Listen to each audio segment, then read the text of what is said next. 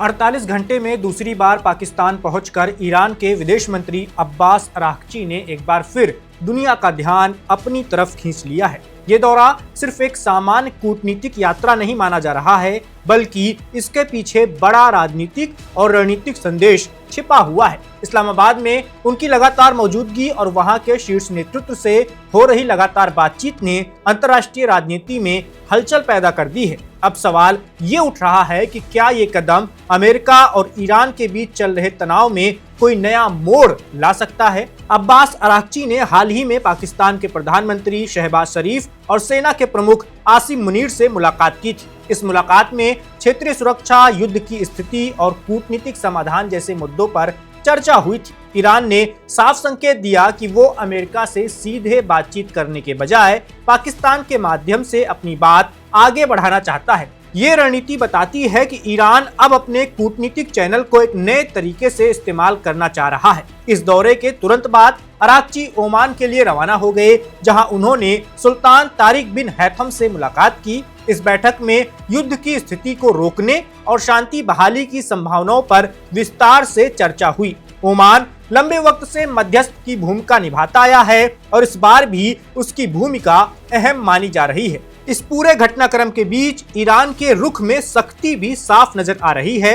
ईरानी सांसद अली निगजात ने बयान दिया है कि होर्मुज स्ट्रेट की स्थिति अब पहले जैसी नहीं रहेगी। उनके अनुसार यह फैसला देश के शीर्ष नेतृत्व के आदेश पर लिया गया है। होर्मुज स्ट्रेट दुनिया के सबसे महत्वपूर्ण तेल मार्गों में से एक है और यहाँ किसी भी तरह की बाधा का असर पूरी वैश्विक अर्थव्यवस्था पर पड़ता है। इस बीच अमेरिका ने भी अपनी प्रतिक्रिया तेज कर दी है।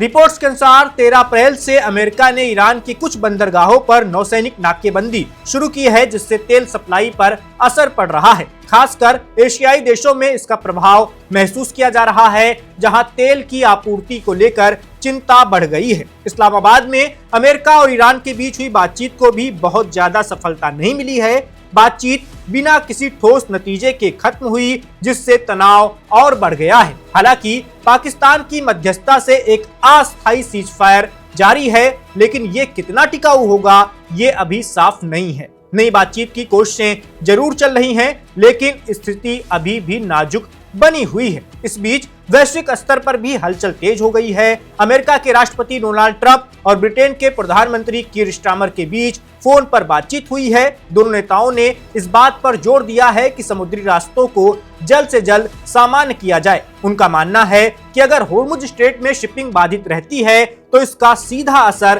तेल की कीमतों और वैश्विक अर्थव्यवस्था पर पड़ने वाला है। ब्रिटेन ने खास तौर पर चेतावनी दी है कि इस संकट का असर आम लोगों की जेब पर भी पड़ेगा और महंगाई बढ़ सकती है। इसी वजह से फ्रांस और अन्य देशों के साथ मिलकर समुद्री मार्गों को सुरक्षित करने की कोशिशें शुरू की जा चुकी हैं। इन सभी घटनाओं के बीच सबसे बड़ा सवाल यही बनकर सामने आ रहा है कि क्या ईरान नई रणनीति लेकर अलग दिशा में जा रहा है।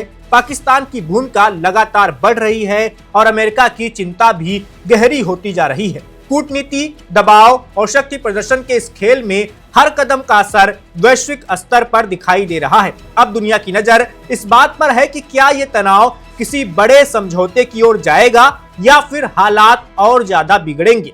फिलहाल स्थिति पूरी तरह अनिश्चित है और हर दिन नया मोड़ लेकर आ रहा है। इस वीडियो में बस इतना ही। मेरा नाम वैभव है, आप देखते रहिए वन इंडिया।